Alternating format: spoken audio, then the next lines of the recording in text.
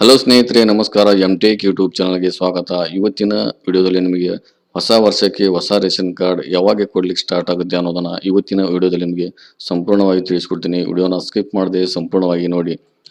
ಪಡಿತರ ಚೀಟಿ ಅಥವಾ ರೇಷನ್ ಕಾರ್ಡ್ ಇಲ್ಲದವರಿಗೆ 2024 ಹೊಸ ವರ್ಷಕ್ಕೆ ರಾಜ್ಯ ಸರ್ಕಾರ ಬಂಪರ್ ಗಿಫ್ಟ್ ಘೋಷಿಸಿದೆ.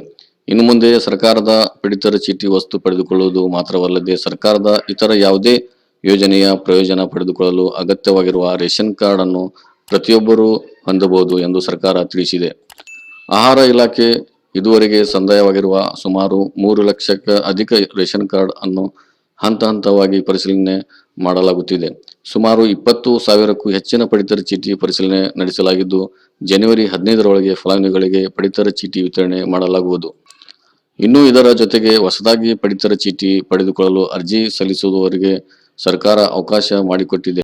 ಹೌದು, ರಾಜ್ಯದಲ್ಲಿ ಯಾರು ಪಡಿತರ ಚೀಟಿ ಹೊಂದಿಲ್ಲವೋ ಅಂತವರಿಗೆ ಪಡಿತರ ಚೀಟಿಗಾಗಿ ಅರ್ಜಿ ಸಲ್ಲಿಸಲು ಸರ್ಕಾರ ಮತ್ತೆ ಅವಕಾಶ ನೀಡುತ್ತಿದೆ. ಜನವರಿಯಲ್ಲಿ ಹೊಸ ಪಡಿತರ ಚೀಟಿಗಾಗಿ ಅರ್ಜಿ ಸಲ್ಲಿಸಬಹುದು. ಮುಂದಿನ ತಿಂಗಳು ಅಂದರೆ ಫೆಬ್ರವರಿಯಲ್ಲಿಯೂ ಕೂಡ ಅರ್ಜಿ ಸಲ್ಲಿಕೆ ಪ್ರಕ್ರಿಯೆ ಮುಂದುವರಿಯಬಹುದು. ಹೊಸ ಪಡಿತರ ಚೀಟಿಗಾಗಿ ಅರ್ಜಿ ಸಲ್ಲಿಸಿದವರು ಇದನ್ನು ಗಮನಿಸಿ. ಬೇಕಾಬಿಟ್ಟಿಯಾಗಿ ಯಾರು ಕೂಡ ಪಡಿತರ ಚೀಟಿಗೆ ಅರ್ಜಿ ಸಲ್ಲಿಸುವಂತಿಲ್ಲ. ಇದಕ್ಕೆ ಸರ್ಕಾರದ ಕೆಲವು ಪ್ರಮುಖ ನಿಯಮಗಳನ್ನು ಪಾಲನೆ ಮಾಡಬೇಕು. ಪಡಿತರ ಚೀಟಿ ಹೊಂದಿರುವವರು ಮತ್ತೆ ಅರ್ಜಿ ಸಲ್ಲಿಸುವಂತಿಲ್ಲ. ಮೊದಲು ನೀವು ಪಡಿತರ ಚೀಟಿಯನ್ನು ಹೊಂದಿದರೆ ಅದಕ್ಕೆ ಅರ್ಜಿ ಮತ್ತೆ ಸಲ್ಲಿಸುವಂತಿಲ್ಲ. ಬಿಪಿಎಲ್ ಕಾರ್ಡ್ ಇರುವವರು ಬಿಪಿಎಲ್ ಕಾರ್ಡ್ ಪಡೆದುಕೊಳ್ಳಲು ಅರ್ಜಿ ಸಲ್ಲಿಸುವ ಸಾಧ್ಯತೆ ಇರುತ್ತದೆ.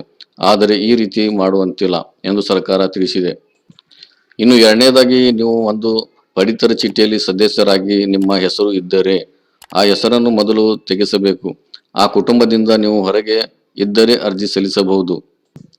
ಪಡಿತರ ಚೀಟಿ ಸಲ್ಲಿಕೆ ಮಾಡುವಾಗ ನೀವು ಬಿಪಿಎಲ್ ಕಾರ್ಡ್ಗಾಗಿ ಅಥವಾ ಬಿಪಿಎಲ್ ಎಪಿಎಲ್ ಕಾರ್ಡ್ಗಾಗಿ ಹಾಗೂ ಅಂತ್ಯೋದಯ ಕಾರ್ಡ್ಗಾಗಿ 3 ವಿಭಾಗದಲ್ಲಿ ಯಾವುದೇ ಅರ್ಜಿ ಸಲ್ಲಿಸುತ್ತಿದ್ದೀರಿ ಎಂಬುದನ್ನು ಸ್ಪಷ್ಟವಾಗಿ ನಮೂದಿಸಬೇಕು.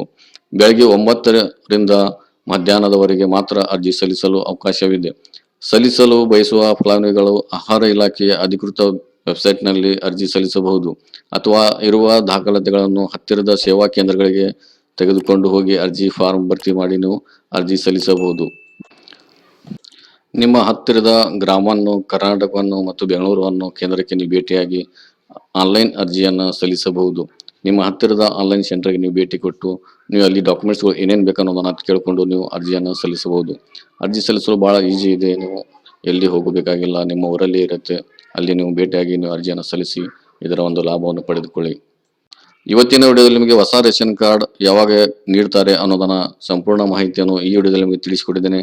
ಇದೇ ರೀತಿಯ ಎಲ್ಲ ವಿಡಿಯೋ ನೀವು ನೋಡಬೇಕಾದ್ರೆ ನಮ್ಮ ಚಾನಲ್ನ ಇನ್ನೂ ಯಾರು ಸಬ್ಸ್ಕ್ರೈಬ್ ಆಗಿಲ್ಲ, ಸಬ್ಸ್ಕ್ರೈಬ್ ಆಗಿರಿ ಮತ್ತು ಬೆಲ್ ಐಕಾನ್ನ ಕ್ಲಿಕ್ ಮಾಡಿ. ಇದೇ ರೀತಿಯ ಎಲ್ಲ ವಿಡಿಯೋಗಳನ್ನು ಎಲ್ಲರಿಗಿಂತ ಮುಂಚಿತವಾಗಿ ನೋಡಬಹುದು ಗೆಳೆಯರೆ. ಇವತ್ತಿನ ವಿಡಿಯೋದಲ್ಲಿ ಇಷ್ಟೇ ಗೆಳೆಯರೆ. ಮತ್ತೆ ಮುಂದಿನ ವಿಡಿಯೋದಲ್ಲಿ ಮತ್ತೆ ಬೇರೆ ವಿಷಯದಿಂದ ಮತ್ತೆ ಭೇಟಿಯಾಗೋಣ. ಅಲ್ಲಿವರೆಗೂ ನಮಸ್ಕಾರ.